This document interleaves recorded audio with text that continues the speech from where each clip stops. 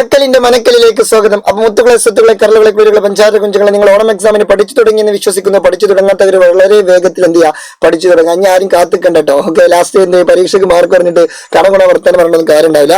അപ്പൊ ഉഷാറായിട്ട് പഠിച്ചു തുടങ്ങിക്കോളൂ. ഇതാ പിടിച്ചുള്ള ഒരു കിടിലൻ പഞ്ച് ചോദ്യം. ഓക്കെ, ജീവന്റെ ആവിർഭാവവുമായി ബന്ധപ്പെട്ട സിദ്ധാന്തങ്ങൾ ഏത്? What are the two main theories on the origin of life on earth? അതായത് ഭൂമിയിൽ ജീവൻ എങ്ങനെ ഉണ്ടായി എന്ന് വിശദമാക്കുന്ന എക്സ്പ്ലെയിൻ ചെയ്യുന്ന തിയറികൾ നമ്മൾ പഠിക്കുന്നുണ്ട് സെക്കൻഡ് ചാപ്റ്ററിൽ ബയോളജിയിൽ. അത് ഏതൊക്കെ തിയറികളാണ്? 2 തിയറികളുണ്ട്. ഏതൊക്കെ തിയറികളാണ്? പറഞ്ഞോളൂ. നിങ്ങൾക്കറിയാമെന്ന് എനിക്കറിയാം, എന്നാലും ഞാൻ പറയാം. ഒന്നാമത്തെ തിയറി പാൻസ്പെർമിയ തിയറി. എന്താണ് പേര്? Panspermia theory. ഓക്കെ, രണ്ടാമത്തെ തിയറി എന്താണ്? തിയറി ഓഫ് കെമിക്കൽ എവല്യൂഷൻ അല്ലെങ്കിൽ കെമിക്കൽ എവല്യൂഷൻ തിയറി.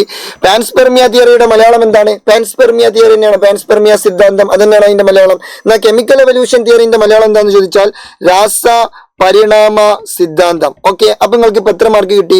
നിങ്ങൾക്ക് ഇപ്പൊ 1 മാർക്ക് കിട്ടി. ഓക്കെ സാർ, 1 മാർക്ക് കിട്ടിയുള്ളൂ. ഇനി ഇത് എക്സ്പ്ലെയിൻ ചെയ്ത് കഴിഞ്ഞാൽ 2 മാർക്കും കൂടി കിട്ടും. അപ്പൊ 3 മാർക്ക് വളരെ സിമ്പിൾ ആയിട്ട് ക്രാക്ക് ചെയ്യാൻ പറ്റും. നോക്കാം. ഓക്കെ, അങ്ങനെയെങ്കിൽ രണ്ടാമത്തെ ചോദ്യം ദാ പിടിച്ചോളൂ. Explain the theory of panspermia. Panspermia സിദ്ധാന്തം എന്താന്നുള്ളത് വിശദീകരിക്കാം. അപ്പൊ നമ്മൾ ചോദ്യം എന്തായിരുന്നു? ഭൂമിയിൽ എങ്ങനെ ജീവൻ ഉണ്ടായി എന്നുള്ളത് വിശദീകരിക്കുന്ന തിയറികളാണ് പാൻസ്പെർമിയയും കെമിക്കൽ എവല്യൂഷൻ തിയറിയും. അപ്പൊ ഭൂമിയിൽ എങ്ങനെ ജീവൻ ഉണ്ടായി, അതെങ്ങനെയാണ് പാൻസ്പെർമിയ സിദ്ധാന്തത്തിലൂടെ വിശദീകരിക്കുന്നത് എന്ന് ചോദിച്ചാൽ ഇതാ പിടിച്ചോളൂ. അതിന്റെ ആൻസർ എന്താണെന്ന് ചോദിച്ചാൽ സിമ്പിൾ ആയിട്ട് ആൻസർ കേട്ടോളൂ കേട്ടോ. ആൻസർ എന്താണെന്ന് ചോദിച്ചാൽ, അതായത് ഭൂമിയിൽ എങ്ങനെ ജീവൻ ഉണ്ടായെന്ന് ചോദിച്ചാൽ, പണ്ട് യൂണിവേഴ്സിന്റെ ഏതോ ഒരു കോണിൽ പ്രപഞ്ചത്തിന്റെ ഏതോ ഒരു മൂലയിൽ എന്തുണ്ടായിരുന്നു? ജീവൻ ഉണ്ടായിരുന്നു. അവിടുന്ന് ആകസ്മികമായിട്ട് അത് എവിടെ എത്തി? ഭൂമിയിലെത്തി. അങ്ങനെയാണ് ഭൂമിയിൽ എന്തുണ്ടായത്? പുതിയ ജീവൻ ഉണ്ടായത് എന്നാണ് ആര് പറയുന്നത്? പാൻസ്പെർമിയ തിയറി പറയുന്നത്. അപ്പൊ നിങ്ങൾക്ക് എല്ലാവർക്കും ഒരു ഡൗട്ട് ഉണ്ടാവും, സാർ അങ്ങനെയെങ്കിൽ അവിടെ എങ്ങനെ ഉണ്ടായി? അവിടെ എങ്ങനെയെങ്കിലൊക്കെ ഉണ്ടായിക്കോട്ടെ, അത് നമ്മൾ ചോദ്യമല്ല. നമ്മൾ ചോദ്യം എന്താണ്? ഭൂമിയിൽ എങ്ങനെ ജീവൻ ഉണ്ടായി? അതെന്ത് ചെയ്തു? വേറെ പ്രപഞ്ചത്തിന്റെ ഏതോ ഒരു സ്ഥലത്ത് നിന്ന് ആകസ്മികമായിട്ട് വന്നു. അതാണ് ആരുടെ തിയറി?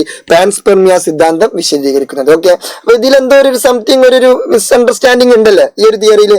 അപ്പൊ ഇതിനേക്കാൾ ടോപ്പായുള്ള തിയറി ഏതാണ്? കെമിക്കൽ എവല്യൂഷൻ തിയറിയാണ്, രാസപരിണാമ സിദ്ധാന്തമാണ്. അതാണ് സയൻസ് ഒന്നും കൂടി അംഗീകരിച്ചത്. കാരണം ഇതിൽ ഒരു ഹിഡൻ ചോദ്യം ഉണ്ട്. അപ്പൊ അവിടെ എങ്ങനെ ഉണ്ടായി എന്നുള്ളത് അല്ലെ, അതുകൊണ്ടാണ് രണ്ടാമത്തെ തിയറി ലോകം മൊത്തം അംഗീകരിച്ചത്. ഓക്കെ, അപ്പൊ പാൻസ്പെർമിയ തിയറി പ്രകാരം life originated elsewhere in the universe and was accidentally transported to the earth in the form of micro organisms or spores. അതായത് ജീവൻ എന്ത് ചെയ്യുന്നു? മറ്റേതോ ഗ്രഹത്തിൽ ഉണ്ടായിട്ടുണ്ട്. ആ ഗ്രഹത്തിൽ നിന്ന് അതെന്ത് ചെയ്യുന്നു? ആകസ്മികമായിട്ട് എവിടെ എത്തിച്ചേർന്നു?